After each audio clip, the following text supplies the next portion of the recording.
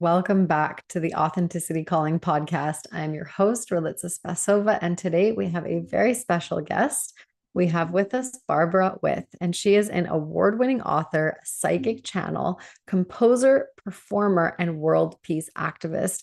That is quite a task. Barbara, thank you so much for being with us. Thank you for all of the amazing work that you do, and we would love to learn more about it.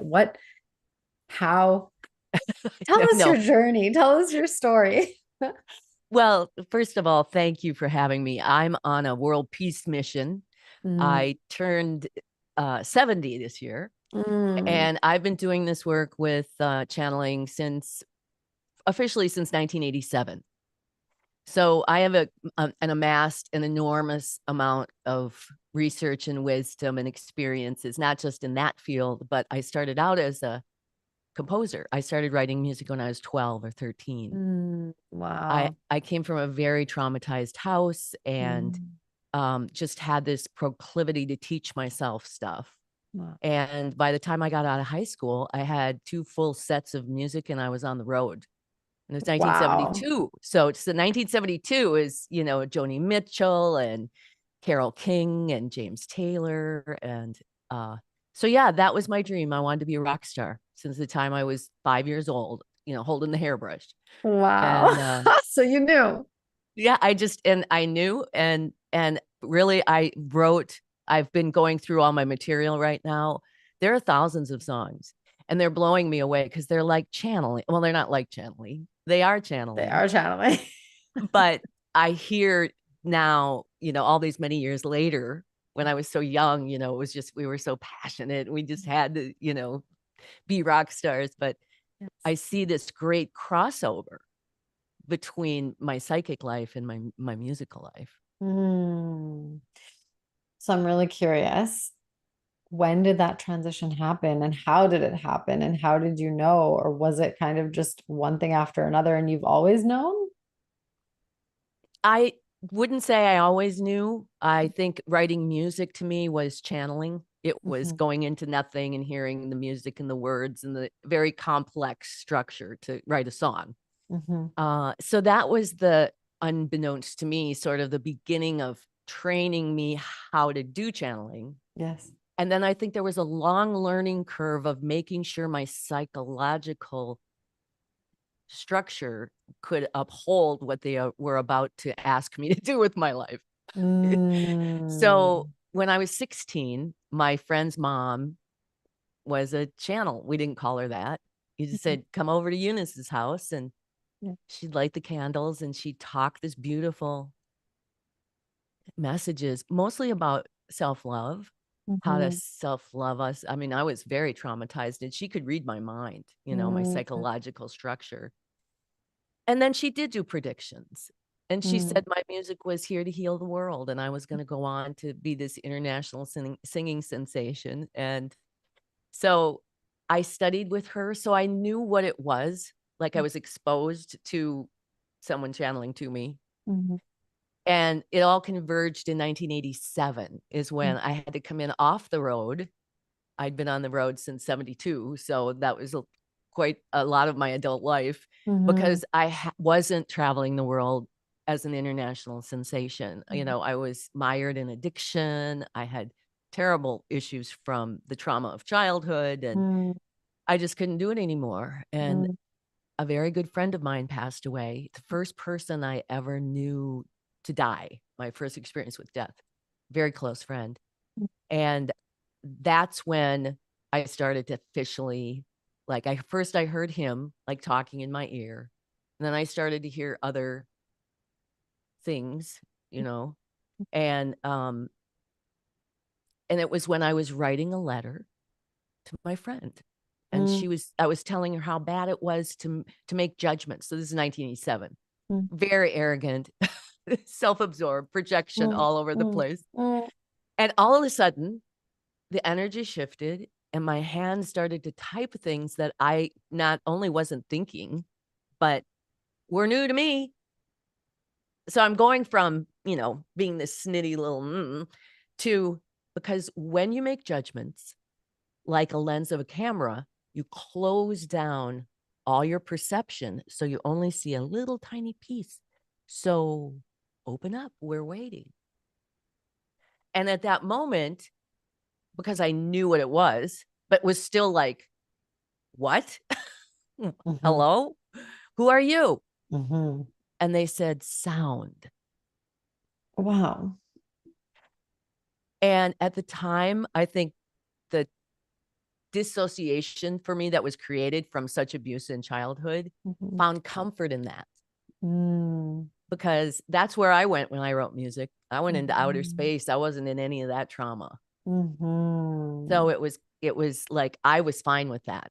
Mhm. Now, Eunice, she said she was like an antenna, Mhm. and she was just picking up stuff. There weren't angels, there weren't dead people, there weren't anything but us and the higher power, whatever that was. Mhm. Mhm. And the information that was coming through. Yes, that Yeah. was so essential for me to kind of just keep going in life, because Mhm. I was on a wild and crazy ride. It was sex, drugs, and Mhm. rock and roll. So Mhm. that would have killed me. And Mm. so when I started channeling, I was so fascinated. And Mhm. they explained things to me, like how even though I was out there on drugs and doing all that and terribly unhappy inside, but Mhm. performing, you know, Mhm. ah, Mhm. my music was still doing the same healing energy. It's just, you don't think Mm. about that when it's 1986 and you're Mm. playing all by yourself in a tiny country western bar in the middle of Iowa, and Yeah. people are saying, "What are you, a joke?" It's like, okay, my amazing healing music. Well, that's what they said. Even though you weren't having a good time, Yeah. your music was still doing what it was supposed to do. Wow. And Fascinating. Is that so what kept you going, that knowing? the knowing, yes, it was that dream that Eunice had said, you were going to Mm. be this international Mm. sensation. And it's like, Mm. okay, I'm here, and then what we do is we have this expectation, and then we're supposed to detach from it, right? And just Mhm. you put it out there and then you come here. But no, it was like I was choking it there. Yes. So that's what was killing me, was my own. But because Yeah. I was doing it, I was winning awards. I was Yeah. opening for Tower of Power. I mean, Yeah. it was happening, but Yes. inside I was not healed. And right. Wow. So Can we just slow down a little bit? Because we talk about this a lot in the coaching space, and we talk about it a lot. I talk about it a lot in terms of taking inspired, surrendered, aligned action. And so slowing down enough to hold the vessel, that sort of divine feminine, that right brain sort of, energy of stillness, of being, to receive that download, transmission, channel, whatever you want to call it, voice of God, spirit, universe. And then, as you say, instead of looking for the outcome, releasing it and trusting the next step for that aligned action. So I would love, if you don't mind, going into a little bit, what does it feel like when you're like this, when you're living it, but you're not receiving it because of this? And then what is the contrast, and how would you, if that's part of your work and what you're channeling here, but what would you say to someone who is in that space, who's living it on the outside, but really not feeling it on the inside, if you don't mind? I don't mind at all. That's all the work that all of this has led to conflict revolution, Yeah. which is what we're talking about. And what you described so beautifully is, and Mm. we call it aligning to compassion. And Mm. compassion with the capital C, according to Einstein, it's actually the first primary force of the universe. It's the creative intelligence field that uses the other four fundamental forces: electricity, gravity, electromagnetics, gravity, strong nuclear force, weak nuclear force. Those are the four fundamental forces in science. I love Well, learning new things. I'm such a I nerd. know. Talk nerdy to me, Right. please. Tell me Okay, more. good. Oh, we're gonna have so much fun. So yes, well, we can get to how we got here, but Another time. so compassion, he says, is Yes. the first fundamental force, and it's the creative intelligence, and it's the field that uses the other four fundamental forces to impel the creation of Mm. the universe one step at a time. Mm. And that's always the definition. There's other definitions. You can say that compassion with a small c means this or this, but in the science model that we're presenting, Yes. this is it. So what you're saying, and then we have the 3 human dimensions, which is intellect in the head, intuition in the heart, emotion in the solar plexus. So the idea is, now remember, the source is the center of the planet. The source of everything originates in the center of the planet. Okay. And it's operating like a black hole. Okay. So out of this one compilation that's you, mine's my compilation, there's a gravitational wave that runs through the planet up to the surface, the outer world. This is the inner world, outer world, to the lens. And there you are in your lens. Your body is projecting and perceiving. Mine is in my lens. And then the wave continues on out until it reaches the edge of the Earth's electromagnetic field. You know, the Earth has a field.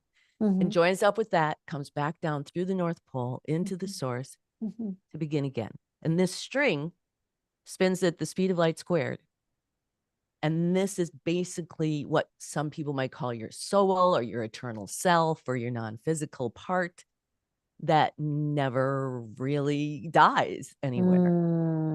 But it's when we have the lens, like a prism, you know, this wave of all our energy flows through this lens and separates out everything. So there's your chair and all that. And then when we die, the lens sort of detracts and lets the string spin, but our holograms remain. So Einstein rides my hologram. His energy rides my energy. And so we sort of become one, able to channel. I mean, that's how channeling works. Yeah. So these are the really basic maps, but let's go back to your question. Because your question was, when somebody's choking, like I was, like, where's my fame? We have learned through all of our research, all of these years, 40 some years, 50 years, it is a very simple process that just simply rearranges a few things. You know it, you just described it.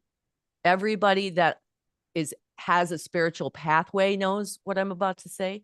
It's just that it's so succinct and it makes so much sense and it's so true that it reduces everything down to like an E equals MC squared. That was the most brilliant mathematical formula. And it is the unified field theory science, but we'll get to that. So it's, if you're aligned to compassion, then all emotion, we want the whole, all of it. We don't want to suppress the stuff that's uncomfortable. We don't want to live just over in the joy. We need to create a mechanism. It's our operating system that can handle all the emotion, because it comes up and it's riding the wave, right? This is the first field. It's the emotion where we're all fractals, and it's like my particles are going, I'm Barb with, I'm Barb with, I'm Barb with, and we're starting to pull right together. When yours are pulling together to be you, and we get into intuition, and sound is born. And this is where the voice of God, like you said, it's always the next most advantageous step that the voice of God is going to impel you to take for the good of the whole, and God knows the whole. And then it flows up into here, and this is where all the trouble begins. And this is because in the way the operating system works, your intuition can say rest, and by the time that message gets up here, the intellect holds free will. It's when you turn left, it's not your intuition that's sending the actual electromagnetic charges to your arm to grab it. It's your intellect. That's right. And your intellect has been given the power to say no to God. Because we have to learn, inspired, we have to learn, we have to be willing ourselves to learn how to change our system so we're always saying yes to God. And that all takes place here. And Einstein says this conflict is the root of every single manifested conflict on the planet, whether it's with your brother or World War III or any conflict, all begins here. And the simple thing is when humanity, this is my mission, conflict revolution, world peace, one person at a time. I'll start with me, you start with you. And when we resolve this, here's how it looks. We're breathing all of this emotion and we're using our breath. You teach this. It's just everybody in our field knows this. But what we're not doing is allowing this emotion, because it's coming up and it's creating reality. We're not going to allow it to attach itself to thoughts that are projections of trauma or pain. That's what it triggers, those thoughts. And you want to go, oh, it was my dad who blah, blah, blah, blah. Right. So we train to completely cut emotion away from intellect. Or if you have the highest thought that you can channel your anger through, it's just as powerful. There's no judgment in the root level of quantum. If we need the anger and the happiness, it's all part of reality. So if that's the first thing I'm talking to people like who are doing this, is that this is sort of an emotion. There's thoughts to it. Oh, I have to be a rock star. I'm not a rock star. I must be a failure. Sure. There's thoughts that get triggered, but this is an emotion of anxiety, of need, unsafe, whatever that was. Yeah. And if I could have had the wherewithal to do what I do now, but I don't get to that point anymore, but where I step back and just start breathing. All right. First of all, move that present moment anxiety. Let it, don't even, I used to have a mantra. I don't need to know why I'm mad. I just need to feel and breathe. Or even label it, right? That's one thing that I often remind people. It doesn't matter what you call it. Allow it to move through, feel. Because it's informing us. It is the particles of creation that we're owning now. And now when we're aligned to compassion and all that moves up and it informs intuition even more, that you let it all come up. Because if you're really angry and tired and mad and you're letting yourself feel, intuition is going to take care of you. Stop, back up, take a breath, little tiny, tiny, tiny baby steps if we listen.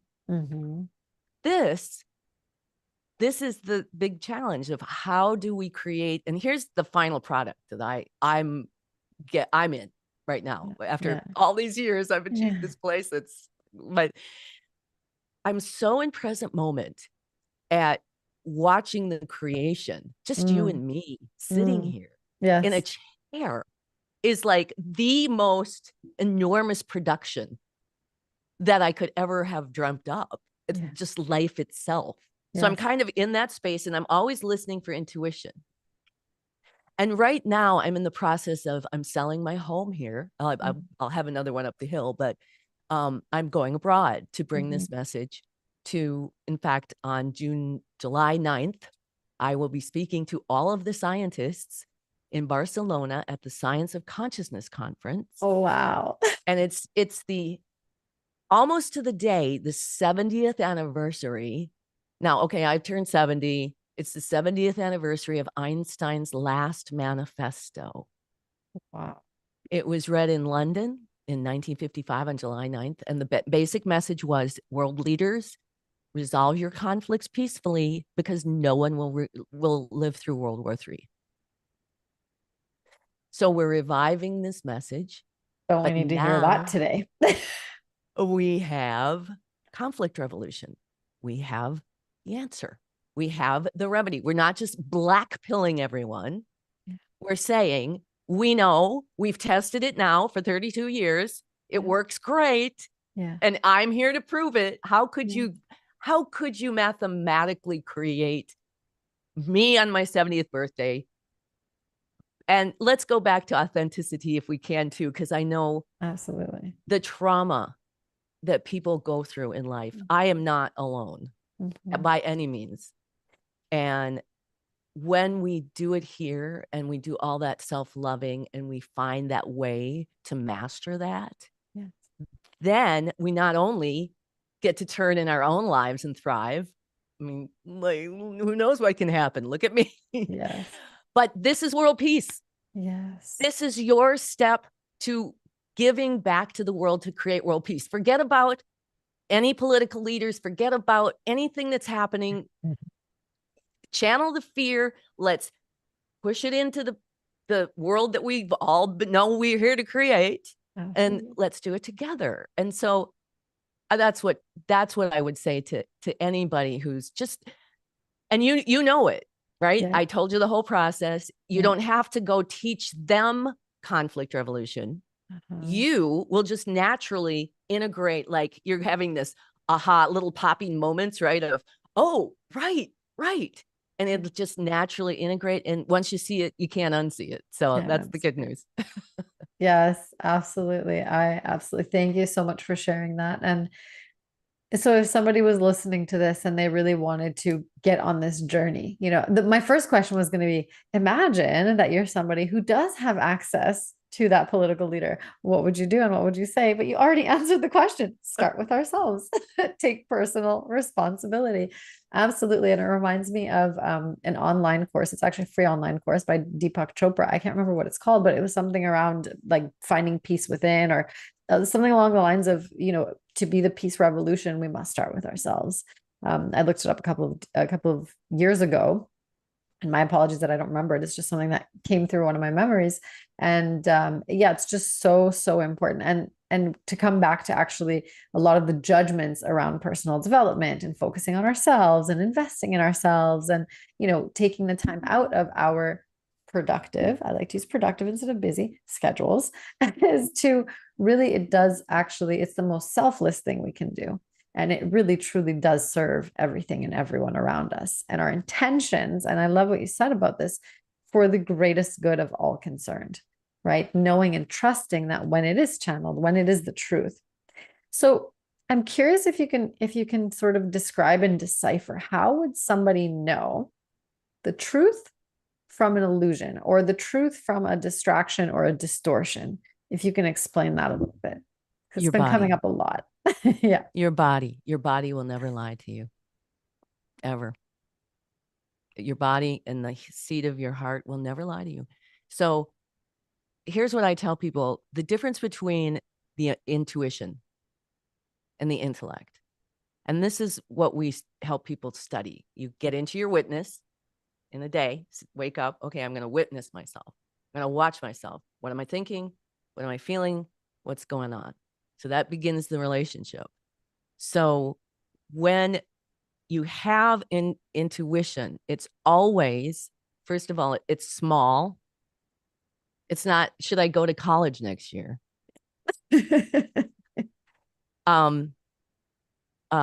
It's impelling. Doesn't describe, it doesn't rationalize. It says, do this. Simple. And on a simple one step, impelling.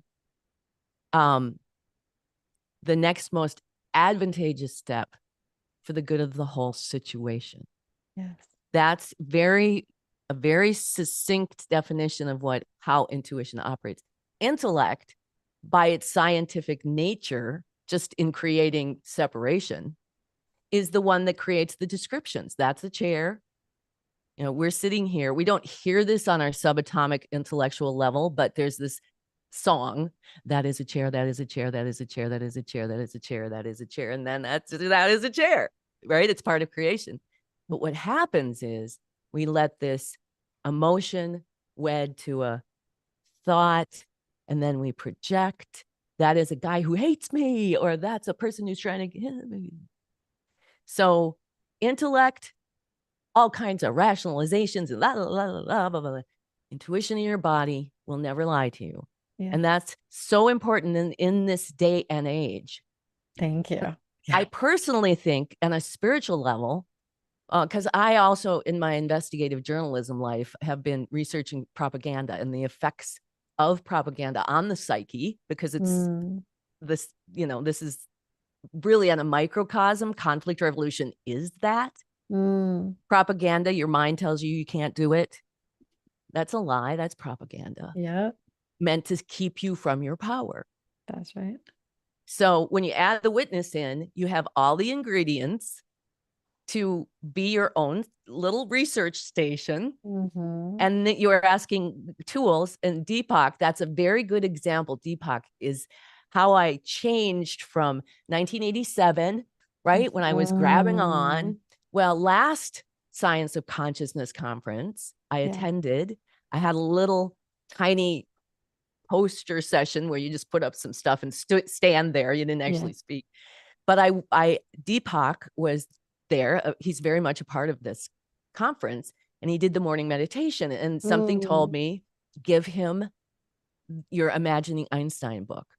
So I waited until I got to the end of the line, and I walked up to him and I said, I've been impelled to tell you to read this book. And he took my book and he saw it and he put his nose in it. And I started to go, well, it's just a little book. It wouldn't take you too much time, you know, like I was a little. And he looked at me and he said, I will read it. And I walked away not going, oh, how come he didn't invite me right away to be part of his entourage? I thought, okay, that was a seed. Yeah. And now one of the women whose podcast I was on works with him. Yeah. And she's like, you tell me if you're going to be able to speak at this conference in Barcelona, and I'll get to him. Oh, wow. So you never know what seed you're planting. Absolutely. Can we talk a little bit about taking that inspired action? Because it's funny, this happened to me before the push came full force of like, trust every single one. So it is called Peace is the Way, the Power of Peace. Just if anyone wants to find it online, it's a free course. It's amazing. But I was at a Deepak Chopra event in Vancouver, and I had these pens that I had ordered. And I knew that I had to bring this pen to Deepak because I'm channeling a book right now, and it's Authenticity Calling, and it's the podcast, and it's the course, and it's all the things. But I knew going to that event, I had to give him the pen, and I had written a note, and I said, you know, this is the book. It's coming. I would be honored if you would write it forward. At the time, I didn't know how it worked. You write the book first and then you send it, and then so on and so forth. But it's just what came through. And I trusted it until it came to the moment of actually going up to him and giving it to him, because he was walking off stage. And the only way to get to him was to get out of the crowd and run straight to him. And I did not have the audacity to do that. And so I'm just wondering if you can speak to the audience a little bit about that moment, that carpe diem moment where we have to make that decision to take that aligned action. Well, now I'm tearing up because it's about courage. Yeah. It is, because everyone through my life, whether it's because I was a singer at a young age, or I was this channel or whatever, or the water protector. I'm a water protector. I'm a journalist. I do. It's courage. And in the beginning, for me, it was, and maybe this is for people who are listening, is that I had to write music because I was going to die if I didn't get this emotion out of me in some way that was going to be regenerative. Not that I knew that at 12. So it took courage, though. And we cultivate courage. People think, well, you're so brave, Barb. You're so courageous. It's like, well, I cultivate it because the rewards of courage are beyond measure. Yes.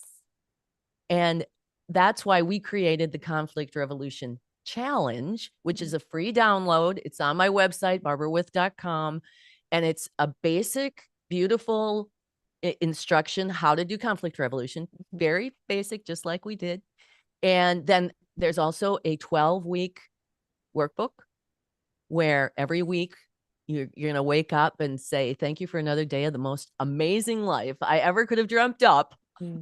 I fully intend to make this the most magical, wide awake day ever. Yeah. And then you set about in the day to watch yourself. What's going on? What's your intellect doing? What is that intuition? And you get to know yourself, and you have a place every week to record the little miracles that are going to start happening to you. Like when we started researching, we didn't get into any of the psychic sorority coming together to be the original research group. But we were brought together, and every day there were these little miracles that were happening, you know. Yes. Conflicts between father and daughter were diminishing, and it wasn't world peace. Yeah. But it was the beginning seeds of what will grow then into world peace. So very exciting times. And you have to be willing. That's the point.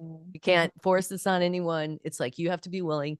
to want to go this deep, to master yourself so thoroughly. And honestly, it's the most elegant system, I think, on the planet. It truly is the unified field. It takes in everything, and it's Yes. reduced it down to something so inspiring. Yes. Yes. Thank you. Thank you for sharing that.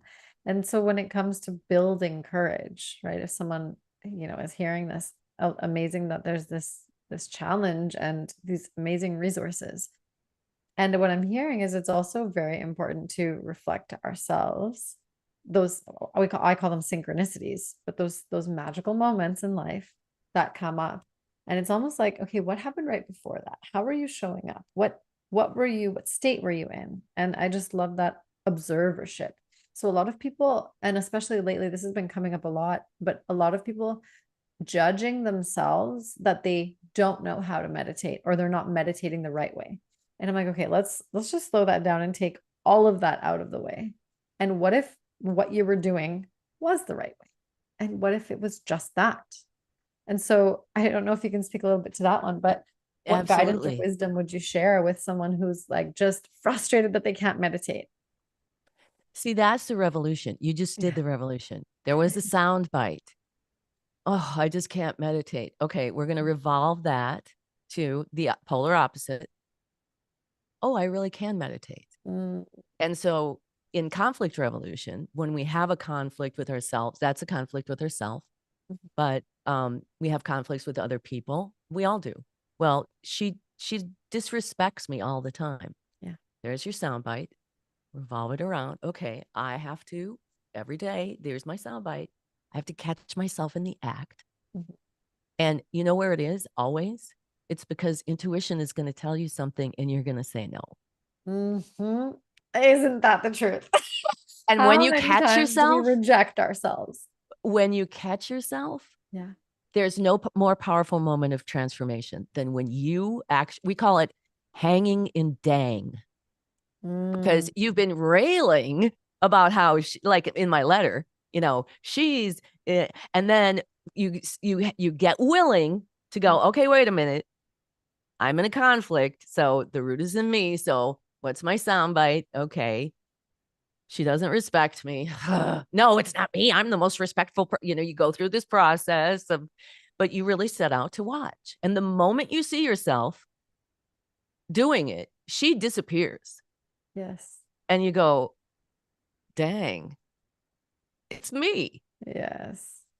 And once you get into it, because people don't want to go there, it's like, well, I'm not like the ego is going to say, well, I'm not like her. I don't do that. I'm the, most respectful person there is. Mm, But that's your ego talking. yeah. Let's step out to see what the real truth is Yeah. by witnessing the decisions we're actually making. And that kind of transformation is root and it's permanent. And I wouldn't say you never have to go have a healing again, but you now are starting to align to compassion. And when we do that, we're all healed. Mhm. We're moving into the next creator phase where Mhm. careful what you wish for, because it's coming true every second I'm looking around. That's right. So exciting times. That's right. So now it builds the bridge between the theory of starting with compassion and how it actually shows up in our lives when we start to have that compassionate lens. And grace, I feel, goes hand in hand with that compassion, that non-judgment, that okay, it's out there. It's a mirror for what's in here. And having that grace with ourselves and compassion with ourselves first and foremost to really be able to hold it gently, right? And I think that's where a lot of us get stuck, right? When we get into that sort of someone says something, but it only hurts if we believe it, if we're already thinking it, right? So I just love that, and it happens every day, whether it's our boss, our parent, our child, our, spouse, our partner, our friends, to TV, the news, propaganda, you name it. Mm-hmm, mm-hmm. And the thing about it is that the change when you revolve away from all those as projections, you see it different. You see it as it's here first, Mhm. and you've created these people to come and help you find it. They're actors in your play. It's your dad, your mother, whatever, to help you find what's in here. And when you go in there and you stop the projection, suddenly they become like, either they're going to disappear and go argue with somebody else, or you get to see them in the fullness of who they are, rather than you're always projecting all the stuff over there. And I just want to tell you a quick story. Our first fight, and we had just channeled this session about, if you're involved in a conflict, the root is in you. And so we're at the table, the three, psychic sorority sisters, and everything's kind of tense. And I'm like, well, Kim, you. And she was like, but Barb, you. And I said, wait a minute. We just did this channeling session, read the thing, took us a little while, but then we all just went, oh.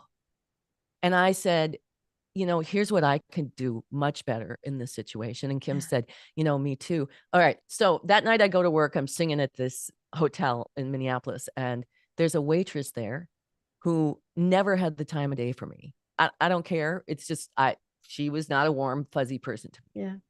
She could not get enough of me. Wow. Barbara, I've got some Patti Smith cassettes. I'd love to put $20 in my tip jar. And there was a moment at first I was like, is she gay? Is she coming on to me? Like, I couldn't feel like, what? And then it clicked. This is what these angels have been telling us. If we do it this way, stuff naturally changes. Yeah. Like, you don't have to go. I could never have gotten that response from her. Like, if I went at her and said, how come you don't like me? All that stuff we do. So there's that. And I would love if people who were willing would get to see that happen in their lives, just by doing these little things I'm talking about. 12 weeks of this, you're going to change your whole life. This is going to be world peace in a day. Absolutely. So, I wonder if we should time it to launch it, even like on the podcast, whatever, to launch it 12 days before the 9th. Is it the 9th of July, you said? It's July 9th, but it's a 12-week course. So it's 12 weeks. 12 weeks, not 12 days. Okay. But you don't even have to do it. You don't even have to do the 12-week thing. Just get it started. Let's just get it started. If you hear this podcast, get it started today. Because I'm telling you, do it for a week. Yes.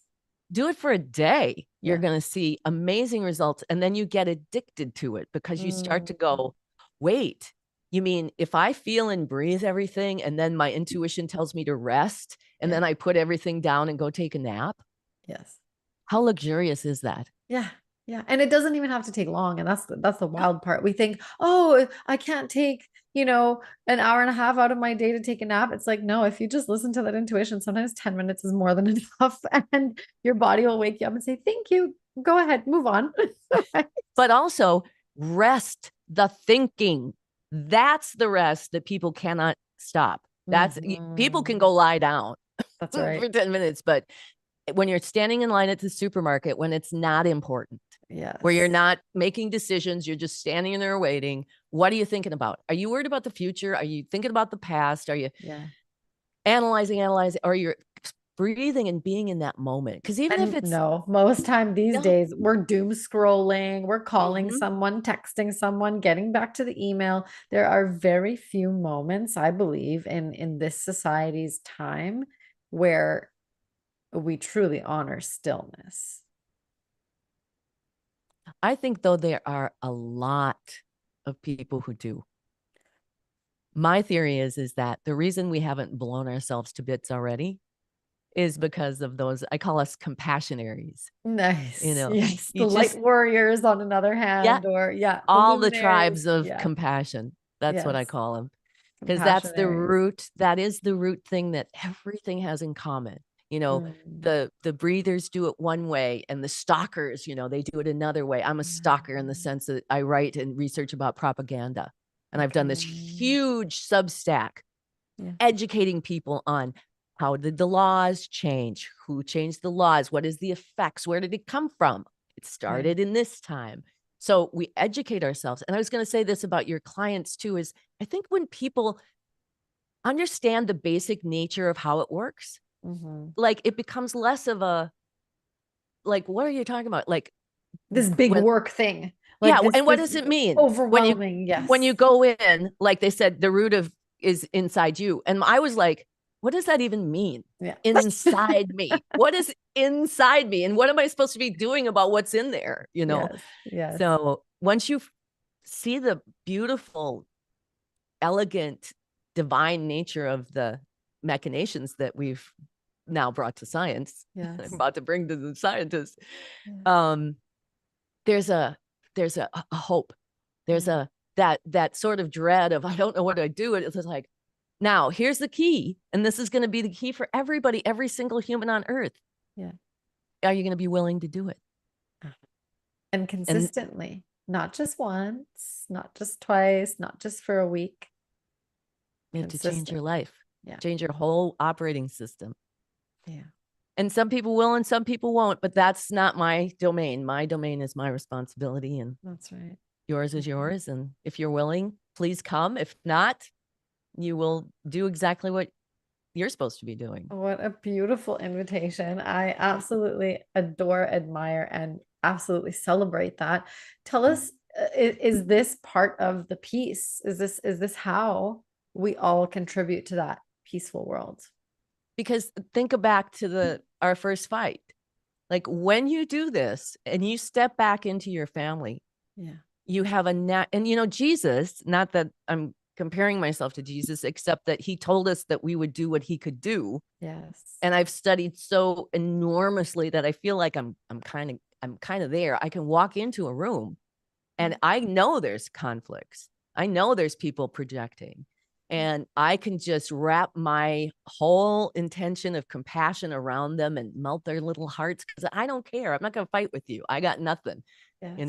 You might have projections on me. I don't have any on you, except, and it's so powerful. Yes. But think about that. And there's so much to talk about, but I have a book called Party of 12, The Afterlife Interviews. Okay. And that's where I found Einstein. And that'll be a whole nother conversation. Okay. But I also found Princess Di. She found me. And these are a group of 12 or 13 famous souls working in afterlife for world peace. I did this in 1998. And Princess Di said, if all the people who put flowers in front of the palace would do this, we would have world peace in a day. Mm. And that was 1998. And the tabloid that had contacted me, August 31st, when it was it the day that it happened? Yeah. Yeah, that was on my birthday. I remember that like it was yesterday. Yeah. Yeah. And so I had gotten this call from this tabloid in London. Yeah. For it. And they didn't want the interview. They flew me to New York and spent 5 hours, but they didn't want the interview. Yeah. But I said to her, this is so brilliant because you're like famous. And if this would like get published in a big famous thing, then we could have a really big influence in how we can bring peace. Yeah. And now I am poised on the cusp of that. And they always told us from the beginning that I would be dealing with presidents and top world leaders. And of course, 97, I'm like, oh yeah, right. Yeah. But I am. I've already been manifesting appearances with people who are 1 degree of separation from the president of the United States. So it's all moving me to that place. And it's brilliant because the president of the United States had a big crush on Princess Di. And the president of the United States have been showing up in dreams and psychic communications. And I see things internally, and then I wake up and they're happening outside. Yes. I see him. So there's something in the motion aside from anything political. And I just really do want to say, it's not political, but it is about propaganda. Uh-huh. And I really hope people, I have a Substack, Barbara With at Substack. Just go read. And it's so fascinating. If you're a historical, see, I'm totally a history buff. Yeah. Like, how did these things happen? What happened? Yeah. And so many of us don't know the big story. Yeah. But that's true microcosm too. Like, we need to learn about ourselves. We got to know what our mechanism is doing. Mhm. and align ourselves. So I'm very excited for all of us, frankly. Wow, thank you so much for sharing that and for again this invitation to contribute to world peace because it does always start with us. And thank you for making those distinctions earlier and really, giving us the tools to get to that state without it being complicated, without it being a thousand steps, without it being overwhelming. It is literally that simple. It starts with us. Barbara, thank you so much. Is there one pearl, one takeaway, one memorable statement or thing that you want all of our listeners to take away? Don't forget to breathe. Mm, While you're riding through the turbulence, don't forget to breathe. beautiful. Thank you so, so much. It is such an honor to have you on the podcast. I am so grateful for the work that you're doing. Very excited about this speech. Very excited for what's to come. And honestly, now more than ever, I think hope is the one essence that everyone is really starving for. And so thank you so much for bringing that and for sharing this gift and this wisdom and this knowledge and this groundedness. It is, you're right, so important right now. So thank you. Well, Thank you. thank you. And let's talk again after. Absolutely. Absolutely. I would love to hear all about it. Well, we can book another session anytime and absolutely let's hear all about it. And if you're hearing this, the 12 weeks starts today. Thank you. Yes. Thank you so much, Barbara. Thank you.